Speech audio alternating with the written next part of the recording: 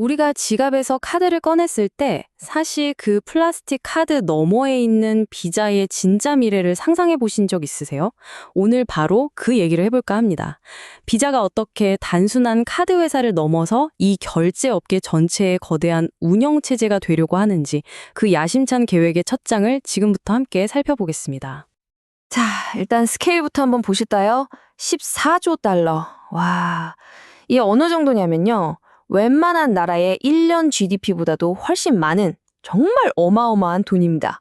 비자가 지난 딱 1년 동안 처리한 총 결제 금액이 이렇다는 건데 이건 뭐 전 세계 상거래의 혈관에 흐르는 피, 바로 그 자체라고 할 수 있겠죠. 거래 건수는 더 놀랍습니다. 무려 2,580억 건. 이걸 전 세계 인구로 나눠보면 한 사람당 32번 정도는 비자를 썼다는 계산이 나와요. 우리가 그냥 무심코 카드를 띡 하고 탭하는 그 짧은 순간 뒤에는 이렇게 거대한 네트워크가 정말 쉴 새 없이 돌아가고 있는 겁니다. 그런데 말이죠. 이 거대한 공룡이 아직도 막 달리고 있다면 어떠세요? 12%. 이게 바로 이미 시장을 꽉 잡고 있는 비자의 4분기 매출 성장률입니다. 이 숫자가 뭘 의미하냐면요. 비자가 그냥 가만히 앉아서 현상 유지만 하는 게 아니라는 거예요. 오히려 막 치고 올라오는 핀테크나 새로운 결제 수단들의 도전을 다 이겨내고 더 공격적으로 영토를 넓히고 있다는 확실한 증거죠. 자, 바로 이 지점입니다. 오늘 이야기 핵심으로 들어가 볼게요.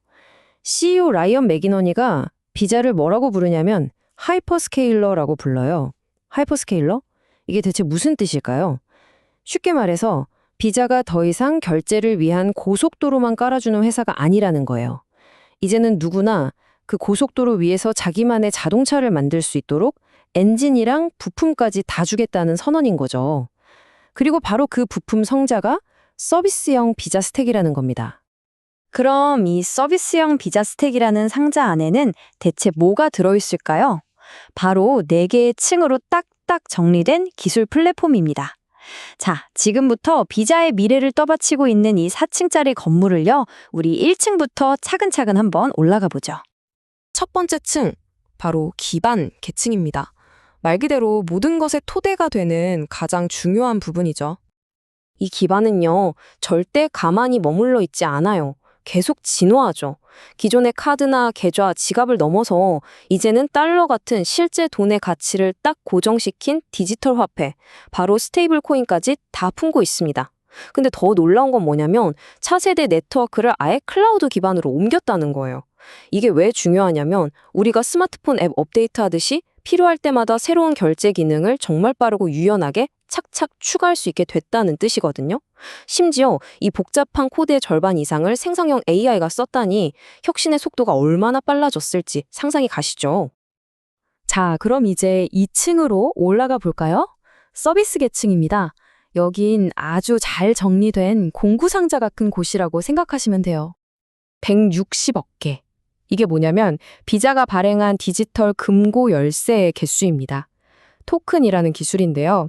온라인 쇼핑몰에 내 진짜 카드 번호 대신에 딱 한 번만 쓸 수 있는 일회용 가상 번호를 주는 것과 같아요. 그러니까 혹시 해킹을 당해도 내 진짜 번호는 안전한 거죠.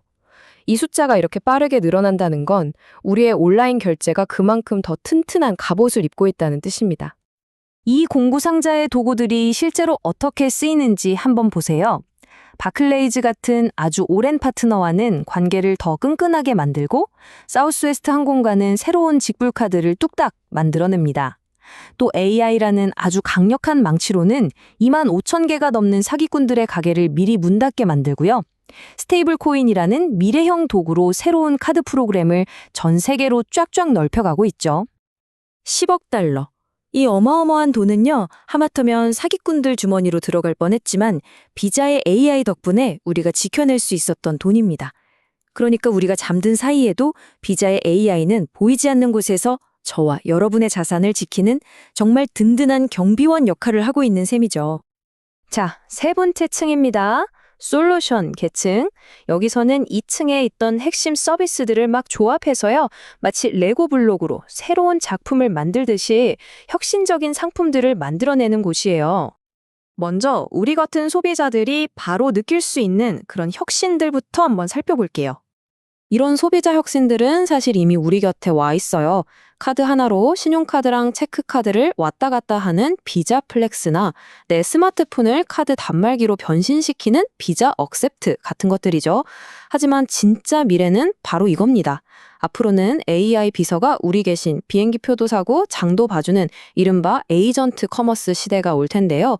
비자는 벌써부터 AI가 내 돈을 안전하게 쓸 수 있도록 새로운 규칙, 비자 트러스티드 에이전트 프로토콜이라는 걸 만들면서 그 미래를 준비하고 있습니다. 이 탭 기술이 우리 생활을 얼마나 바꿔놨는지 한번 보세요. 이제 가게에서 10번 결제하면 거의 8번은 탭으로 이뤄진대요. 스마트폰을 단말기처럼 쓰는 탭투폰 기기는 1년 만에 2배로 늘었고요. 새 카드를 스마트폰에 툭 갖다 대기만 하면 바로 지갑에 등록되죠. 말 그대로 모든 것을 탭하는 시대가 활짝 열린 겁니다. 자, 이번엔 시선을 좀 돌려서 기업이나 국가 간의 자금 이동을 위한 솔루션들을 한번 볼게요. 이 분야의 혁신은 글로벌 경제의 혈맥을 훨씬 더 원활하게 만들어줍니다. 비자 다이렉트의 성장세가 정말 무섭습니다. 1년 만에 27%나 컸어요. 이게 왜 중요하냐면 프리랜서 친구가 일을 끝내자마자 바로 대금을 받는다거나 해외에 있는 가족에게 몇 초 만에 돈을 보낼 수 있게 해주는 기술이 바로 이거거든요. 개인과 기업 사이의 돈의 흐름을 아예 실시간으로 바꿔놓고 있는 거죠. 이런 솔루션들이 실제로 어떤 변화를 만들고 있을까요? 트립닷컴이나 부킹닷컴 같은 거대 여행 플랫폼의 결제를 훨씬 편하게 만들고요. 브라질에서는 실시간 결제 시스템에서 무려 9천만 달러, 우리 돈으로 1,000억 원이 넘는 사기를 막아냈습니다. 이처럼 비자의 솔루션은 그냥 개별 기업을 넘어서 한 나라의 경제 시스템 전체를 더 안전하고 효율적으로 만들고 있는 겁니다. 자, 드디어 마지막 4층입니다. 접근 계층. 비자의 이 모든 기술을 외부에서 도대체 어떻게 쓸 수 있는지에 대한 이야기예요. 7천억 건. 와, 이 어마어마한 숫자는요. 전 세계 개발자들이 비자의 기능에 똑똑하고 노크한 횟수입니다. 여기서 API라는 건 개발자들이 비자의 기능을 마치 레고 블록처럼 쉽게 가져다 쓸 수 있게 만들어 놓은 연결 통로라고 생각하시면 돼요. 이 노크 소리가 이렇게 많아졌다는 건 비자가 자기 기술을 꽁꽁 숨겨두는 게 아니라 누구든 와서 마음껏 쓰라고 문을 활짝 열어줬다는 뜻이죠. 바로 이 열린 문 덕분에 이제 막 창업한 작은 스타트업부터 거대한 글로벌 은행까지 누구나 비자의 강력한 결제 엔진을 자기 서비스에 장착할 수 있게 된 겁니다. 최근에는 심지어 사람뿐만 아니라 AI 시스템도 비자의 기능과 자유롭게 대화할 수 있는 길을 열어주면서 기계가 결제를 주도하는 미래까지 한 발 앞서 준비하고 있는 거죠. 자, 이렇게 우리는 비자 스택의 4개 층을 모두 둘러봤습니다. 맨 아래 기반부터 서비스, 솔루션, 그리고 맨 위 잡근 계층까지 이 모든 게 합쳐져서 비자를 단순한 카드 회사가 아닌 결제 생태계 전체를 위한 하이퍼스케일러로 만들고 있는 겁니다. CEO의 이 말 한마디가 비자의 전략을 딱 요약해주는 것 같아요. 다가오는 변화라는 거대한 파도 위에서 그냥 서핑만 즐기는 수준을 넘어서 아예 그 파도를 만드는 파도 생성기가 되겠다는 아주 야심찬 선언인 셈이죠. 비자가 제공하는 이 스택은요, 결제라는 기능을 누구나 쉽게 가져다 쓸 수 있는 기본 재료, 그러니까 빌딩 블럭으로 만들고 있습니다.